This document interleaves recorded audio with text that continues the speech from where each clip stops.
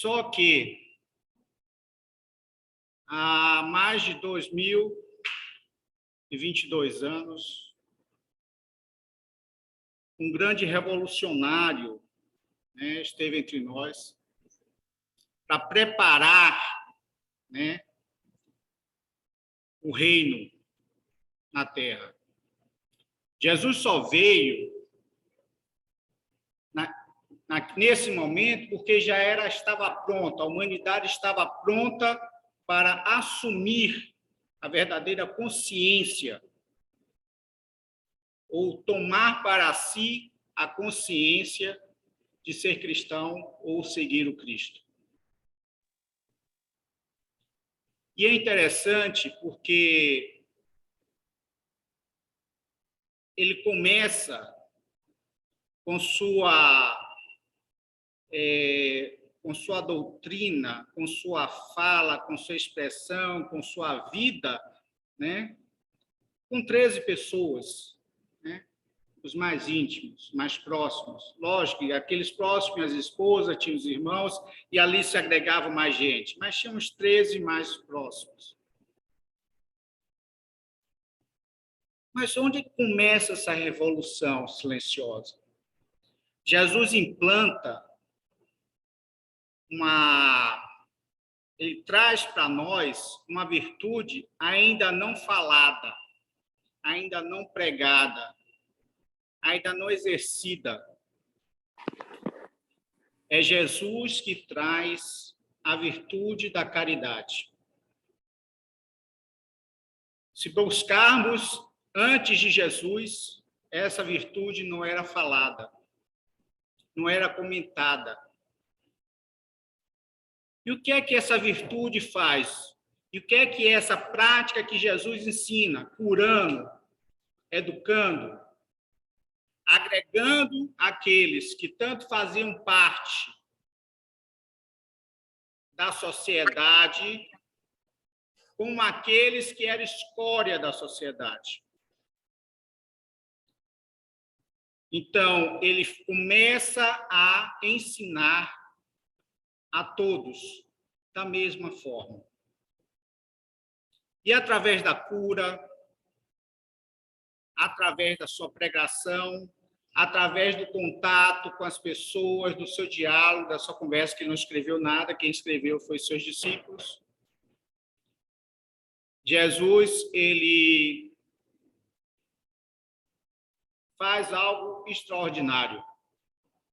Ele é um homem que vive 33 anos, prega com 3 anos só de pregação e se torna o homem mais conhecido no planeta Terra. Não existe. E promove uma revolução que faz com que hoje somos bilhões de cristãos. Começou com 13. Mas não é só um cristão normal. São cristãos que pregam o primeiro mandamento. E o segundo, mais forte ainda. O primeiro ainda com um pouco de dificuldade. Amar a Deus sobre todas as coisas. Ainda tem dificuldade. Mas o próximo a si mesmo está muito mais próximo. Então, como a gente diz que depois de 2000 anos, mais de 2000 anos, nada mudou? Como é que a gente diz que se hoje temos creches, se hoje temos escolas, se hoje temos assistência médica, saúde gratuita, de onde surgiu isso? Se hoje a gente tem a ciência humana, de onde surge isso? A psicologia, de onde surge isso? Surge lá atrás, com Jesus. Então, Jesus, ele vem e semeia, e a gente está tendo os frutos. Muitos depois dele veio, já como semente, já como uma planta mais robusta, e a gente vê também aqueles semeando, fortalecendo. Muitos deles pregando firmemente a caridade. Muitos deles eram ricos, se tornaram pobres. Muitos eram ricos, continuaram ricos, mas ajudaram pobres. E Emmanuel fala isso.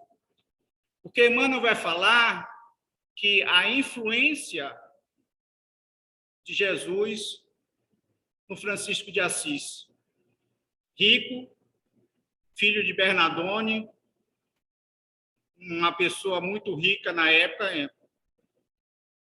e ele despoja tudo e se casa com a irmã pobreza. Ele larga tudo, pai. Aqui tá. Vem cá, mãe. Tá com áudio, filha? Você aumentou aí? Quando entra alguém, aí desliga. Aí, ó. Aí,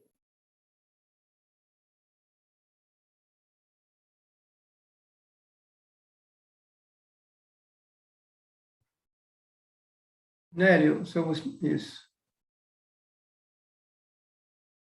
vai falar também, né, de alguns visionários que vieram depois. É o caso do Rockefeller, grande empresário americano,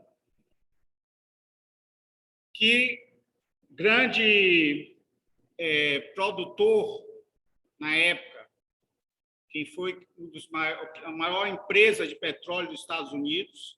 Ele cria a Fundação Rockefeller. Ele, cristão, protestante, vinha de uma igreja extremamente que buscava a linha cristã do início do cristianismo, um cristão mais simples, e ele ali reparte sua riqueza, criando hospitais, escolas, faculdades, grandes patrimônios em função das pessoas.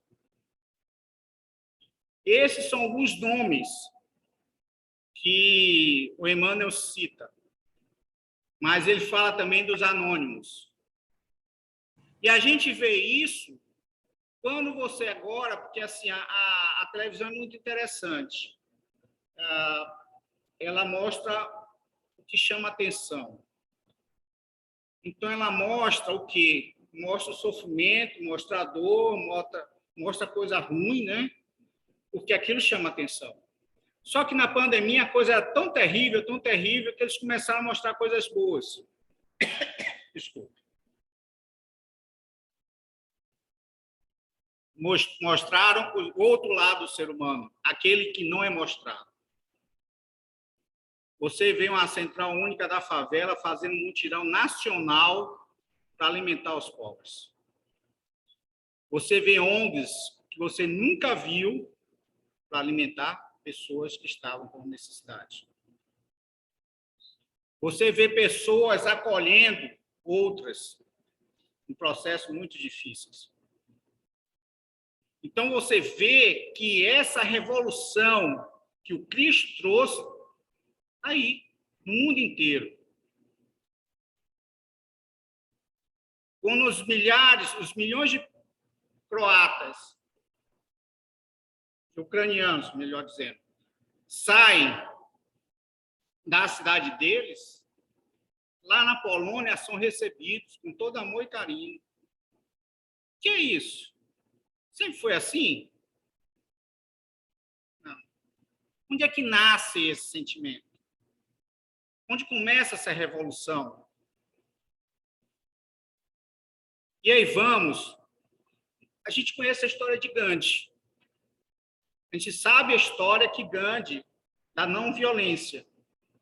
A gente sabe que Gandhi, se acabasse todos os livros, ele falava, mas se existisse só as bem-aventuranças, que era o suficiente. Mas a gente não sabe quem influenciou Gandhi. Ou poucos sabem. Alguns de vocês talvez conheçam Tolstói, que fez o romance A Guerra e Paz e a Guerra, né? Guerra e Paz, na verdade.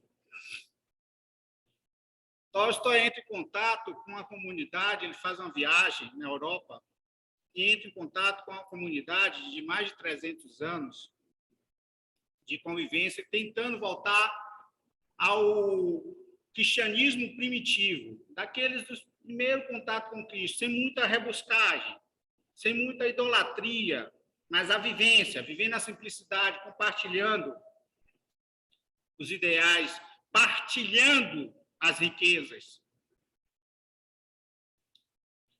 E ali Tolstói, depois de vários romances publicados, ele entra num processo de interiorização, de encontro com si mesmo, escreve um livro sobre desenvolvimento de si mesmo, sobre conhecimento, escreve sobre as bem-aventuranças. Gandhi, isso foi em 1886, se não me engano, 1887. Gandhi lê um livro do Tolstói e entra em contato com esse livro, que ele escreve sobre a questão das bem-aventuranças, sobre a questão da simplicidade, da não-violência, e através dele que Gandhi começa a ter a ideia da não-violência. Um cristão, uma pessoa que não era cristão, influenciada por outros cristãos, que envolve Gandhi, que acaba sendo um cristão, pregando. Então, assim, é uma corrente, mas, assim, é silenciosa, porque ninguém se exalta. Os grandes mártires, os grandes benfeitores no mundo, eles não se exaltam.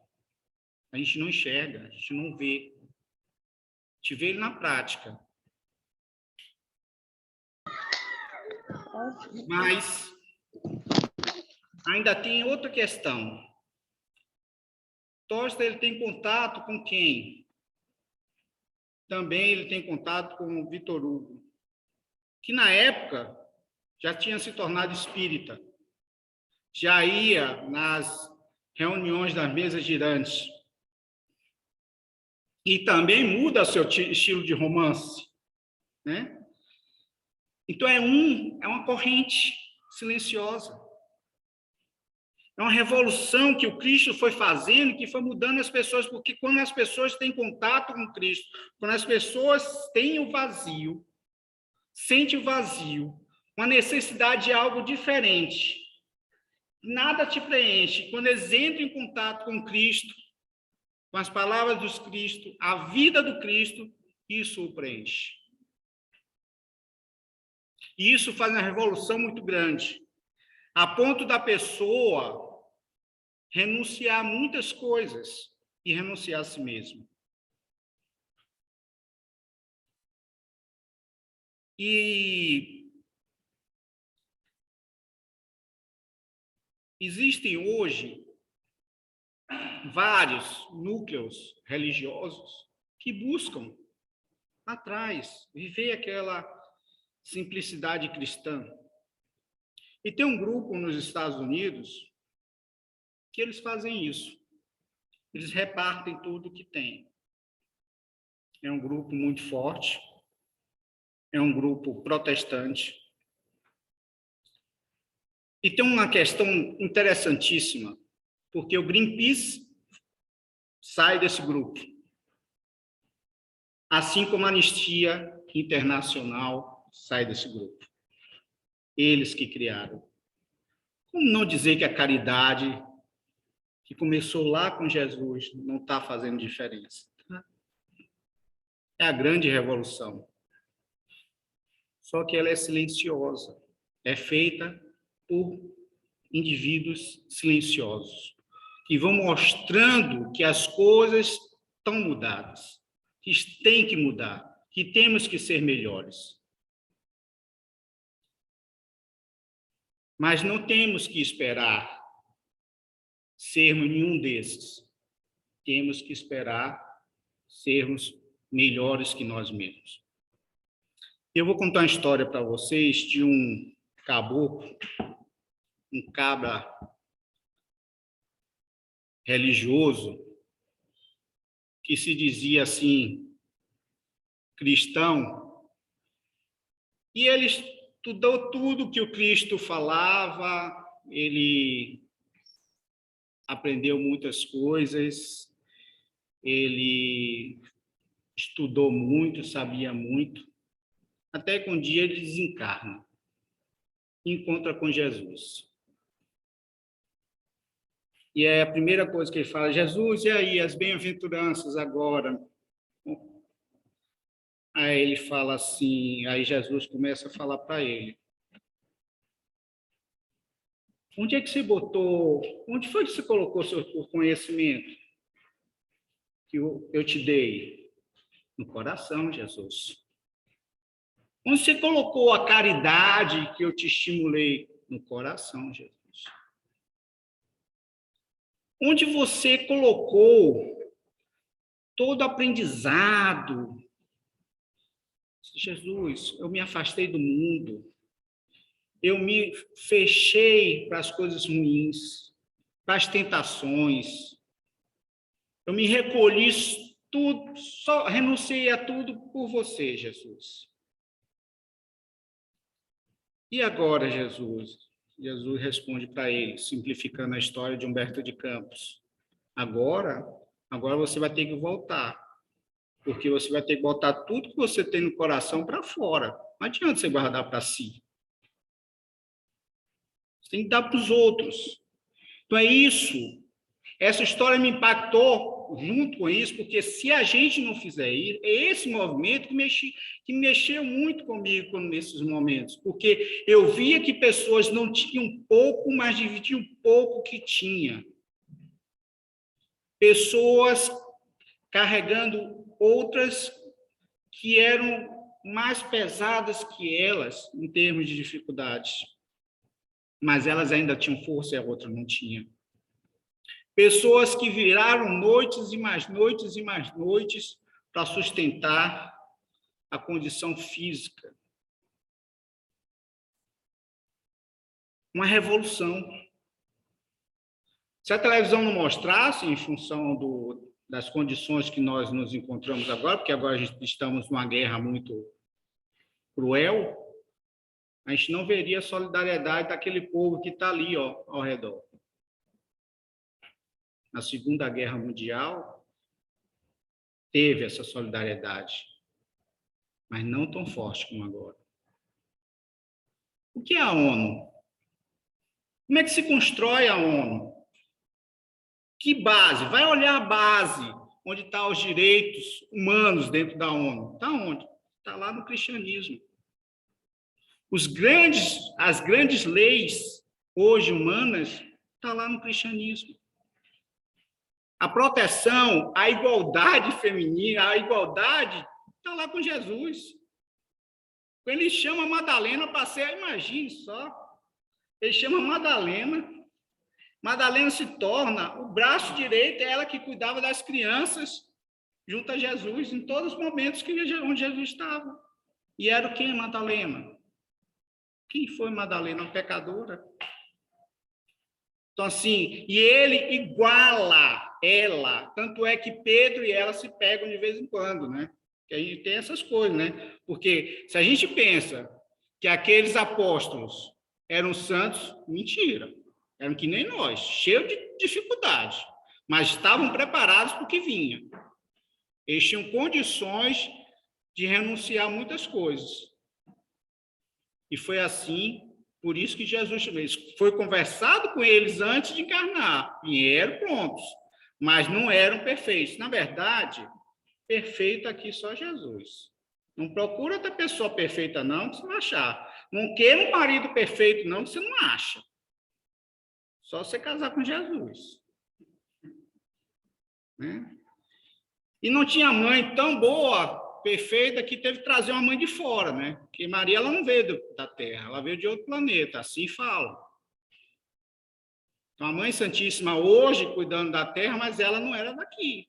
Era de um planeta mais evoluído, que veio porque ela tinha condições, só ela tinha condições de receber Jesus.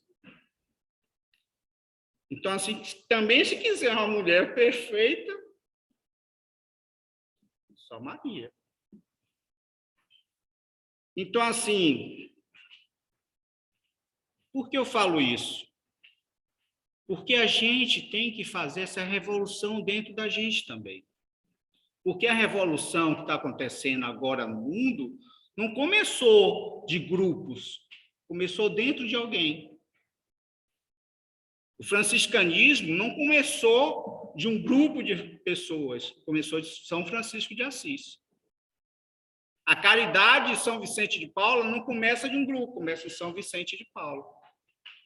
Mas precisa a gente pensar o que é que nós podemos fazer, pequenas coisas, pequenas ações. É o que Emmanuel fala, que a gente tem que colocar o cristianismo, né, algo para ficar engavetado, guardado. O cristianismo é algo para ser vivido, praticado, exercido. Então, não adianta nada dizer que eu sou cristão. E por que eu estou falando cristianismo e cristão? Porque um grupo de jovens me ensinou isso. Agora, recentemente. Agora não, mas agora ficou mais forte ainda. Existe um grupo lá no Hospital das Clínicas, um grupo de jovens que dá assistência, não sei se eu já falei aqui antes, que dá assistência às pessoas que estão ali na fila, que chegam cedo ou de madrugam para pegar a senha ou para serem atendidas e que não tem café da manhã, eles vão levar café da manhã e pão. Começaram com 4 amigos. Hoje são dezenas que se revezam. Aí eu perguntei para ele, qual é a religião de vocês? Não temos religião. Aqui tem católico, protestante, eu sou espírita, um dos 4 era espírita, o outro era católico, o outro era protestante, evangélico, como vocês quiserem, mas eram amigos. E formaram esse grupo de amigos, como aconteceu na Inglaterra, no século XVII, um grupo de amigos que foi ao qual Tolstói entra em contato e se transforma, e transforma Gandhi, que Gandhi transforma o mundo. Então, assim, são pequenos grupos, são pequenas pessoas que se esforçando, então nós temos que fazer a nossa parte. Eu fico muito feliz de estar aqui falando algumas coisas, poucas, na minha pequenez, na minha ignorância, mas no esforço de falar alguma coisa boa para vocês. Alguma coisa que tenha sentido, alguma coisa que, para mim, tem sido bom pensar assim. Pensar em coisas positivas. A gente tem que deixar de pensar em coisas negativas. Pior momento, como médio sensitivo, para mim, foi quando eu vi que a psicosfera do planeta tinha mudado completamente com a pandemia. O número de pessoas ansiosas e deprimidas aumentou absurdamente. E se a gente não mudar a nossa cabeça, não mudar a nossa forma de pensar, nossos sentimentos, não sairmos de nós, porque a gente pode ficar trancado dentro de nós, nesse vazio existencial, a gente adoece. O câncer é uma doença reparadora, mas é uma doença da mágoa, da culpa, do sentimento guardado, que não é dado. Irmã Dulce, repito sempre essa frase, dizia que o amor para ela fazia ela sorrir, porque quando ela fazia a caridade, quando ela ajudava o outro, o amor de Deus passava por dentro dela e fazia cócegas no coração. Para mim, essa é a expressão mais linda que eu já ouvi em minha vida, de alguém que eu, graças a Deus, conheci e que me transformou, me fez outra pessoa, me fez eu mudar um mundo totalmente diferente. Eu queria uma coisa, eu fui para outro por causa dela. Então, são esses exemplos. E ela falou alguma coisa, ela fez alguma, ela tentou fazer alguma coisa, te converter em alguma. Não, era o exemplo. Quando ela chega com a boneca, eu pergunto, irmã, por que essa boneca? Ela fala assim, não, porque a minha com câncer, ontem falou, estava chorando, eu queria uma companhia, eu estou levando a boneca para ela. A gente separando remédio, não tinha água. Eu disse, não, porque vocês estão aqui nesse calor, sem água, sem nada. A partir dali, a gente tinha suco e bolacha para a gente todos os dias. Irmã Dulce mandou. É isso, gente. Isso revoluciona esse amor ao outro, esse cuidado com o outro, cuidado em todos os sentidos. Se um Mauro, se ele não tiver cuidado com a Kátia, né, com a esposa dele, o que acontece? Desentendimento. Vazio na relação. As pessoas se separam porque as pessoas não querem cuidar do outro. Mas o cuidado que eu estou falando aqui é de respeito, de compreensão, saber que o outro não é Jesus. A gente tem que tirar isso da cabeça, querer pessoas perfeitas. Vamos demorar muito para ser perfeitos, mas já somos muita coisa boa. E essa é a diferença. Nós não somos perfeitos. Temos uma grande capacidade, temos uma luz muito forte dentro de nós. Falta a gente botar isso para fora. Sentir essa luz dentro de nós e botar ela para fora. E não a querer que as pessoas sejam que nem a gente é. Não querer que todas as pessoas... A coisa que mais me irrita, não digo irrita, mas me machuca, são as diversidades das coisas. E só para terminar, todo mundo conhece a história do samaritano, do bom samaritano. É interessante, porque uma pessoa é roubada, machucada, fica ali caída, passa o doutor da lei, passa o religioso, ninguém ajuda. Vem o samaritano, acolhe, bota na garupa do cavalo, leva para a estalagem, resumindo, vocês conhecem muito, mas... e ali faz toda uma diferença. Ali, o exemplo, essa história que Jesus conta, que mostra, é exatamente a questão da caridade clara. Eu posso dizer que eu sou espírita, posso dizer que eu sou cristão, mas se eu não viver o cristianismo, eu vou chegar lá, vou encontrar com Jesus. E aí, Jesus? Desce. Entendeu? Quer dizer, então, que não, é fazer o melhor que está em minhas condições, o melhor que eu posso, me esforçar o máximo possível. E qual é o meu máximo? Meu máximo é dar uma cesta básica por mês. Ótimo. Meu máximo é quando eu tenho roupas dentro de casa, sobrando, que eu compro 5 camisetas, eu pego as outras 5 que estão mais velhinhas e dou para quem está precisando, se ela estiver em boas condições de uso. Não vou vender em bazar, não. Eu vou dar. Aprendi isso com minha mãe. A máquina lavar, comprou a máquina lavar nova? Comprou, é sofisticadíssima. E essa aqui está funcionando. Está quebrada? Não. Quebrada não. Manda consertar e dá para quem precisa. Não manda quebrada, não. Conserta. Isso é compartilhar. O sapato ficou apertado, novinho. Sapato de marca. Tá? Para que vender? É isso que os cristãos... O que os cristianismos no início fazia? Eles repartiam o que tinham. Estou falando aqui em doar o que a gente tem em excesso, mas eles repartiam. Repartiam o pão, repartiam a água, repartiam o vinho, repartiam as riquezas. Nós temos que aprender a repartir. A humanidade tem que aprender a repartir. Repartir comida, deixar de excessos, deixar de perder comida e compartilhar a comida que vai perder. O arroz que vai perder. A comida que está guardada lá e acontece que perde. A roupa. Então, a gente tem que começar a compartilhar os materiais e depois compartilhar o coração. Porque é fase.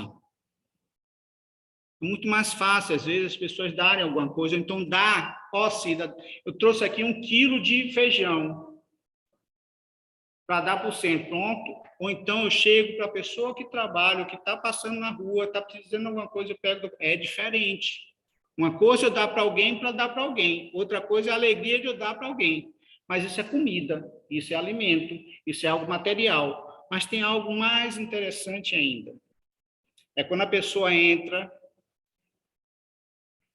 numa situação de tristeza e de sofrimento, e isso foi muito comum agora, de dor, de perda, e você escuta o sofrimento dela.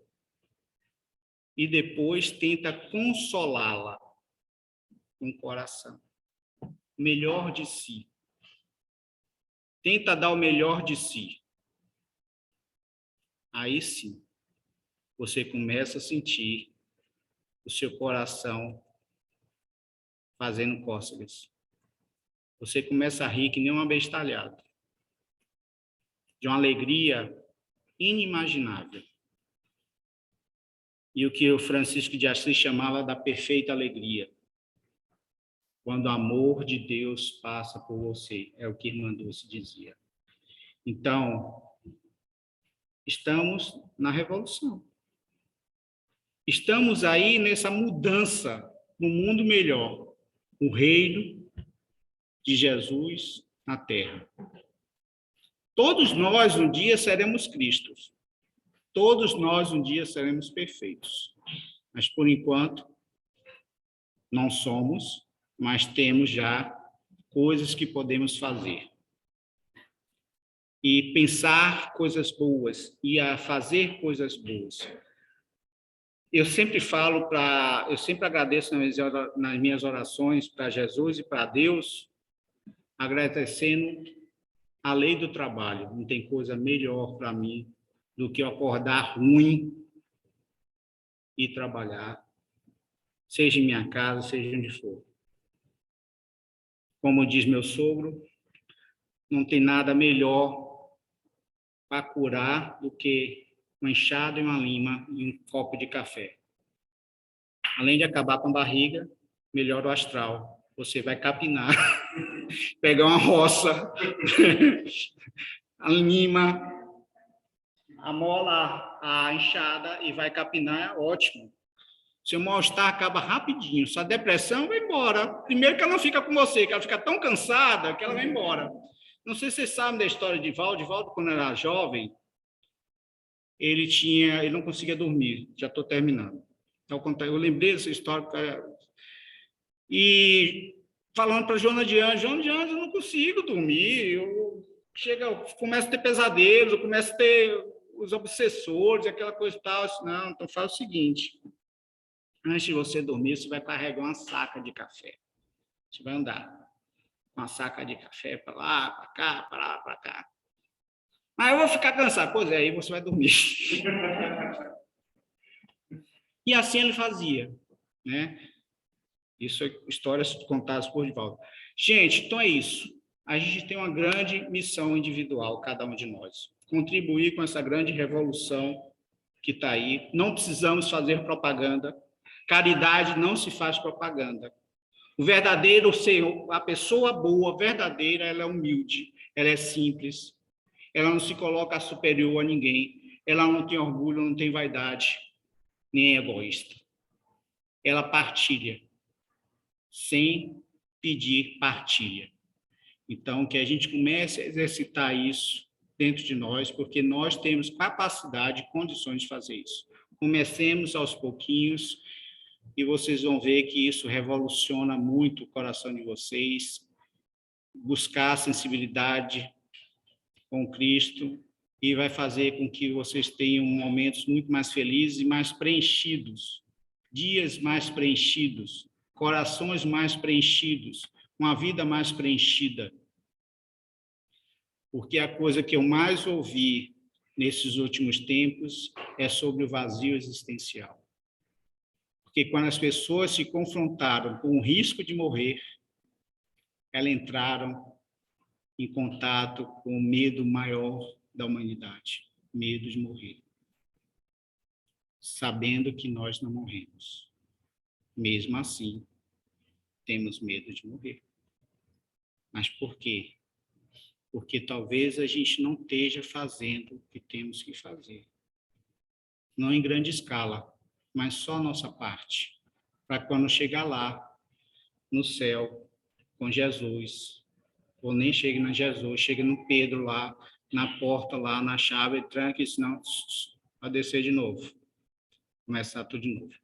É isso, gente, que eu tenho para falar para vocês. Espero que tenham iluminado um pouco o coração de vocês e que o bom Deus e o Cristo Jesus, nosso irmão maior, que alguns chamam de pai, é verdade, pode ser pai, porque ele cuida de nós, é quem nos gerencia desde o nosso nascimento.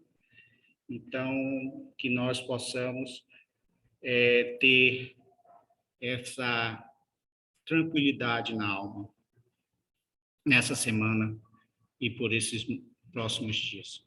Que assim seja.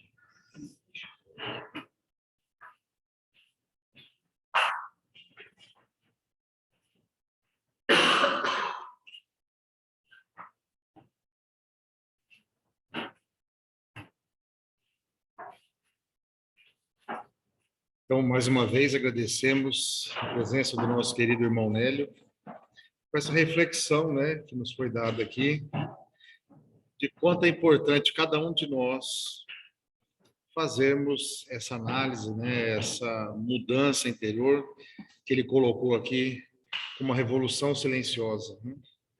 Importantíssimo. Cada um de nós fazendo a nossa parte, o mundo vai melhorar mais rápido e bem mais rápido. E falando aqui, que ele comentou muito da guerra, né?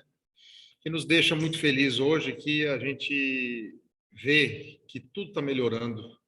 Igual ele falou também aqui no início, que parece que o mundo está piorando. Não está. Que hoje nós estamos dentro de um conflito muito grande, que há tempos atrás já poderia ter se transformado numa terceira guerra mundial, né? E, felizmente, os nossos governantes estão mais, assim, vamos dizer, controlados, né? Estão um pouco mais evoluídos, porque, caso contrário, nós já estaríamos numa terceira guerra mundial há muito tempo. Então, a gente está vendo esse conflito que é muito ruim, muitos irmãos perdendo a vida, mas, ao mesmo tempo, nós também estamos vendo que os nossos governantes, né, que fazem parte da famosa OTAN, né, que a gente conhece, estão conseguindo administrar isso de uma maneira melhor possível para evitarmos esse terceiro grande conflito, né? Então, já é uma grande evolução, se a gente for ver por esse lado. Então, Nélio, muito obrigado pelas palavras, foi excelente.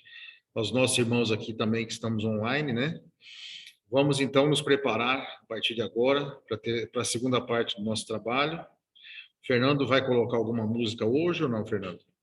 Vai? Então, vamos preparar aqui. Pode apagar, por favor?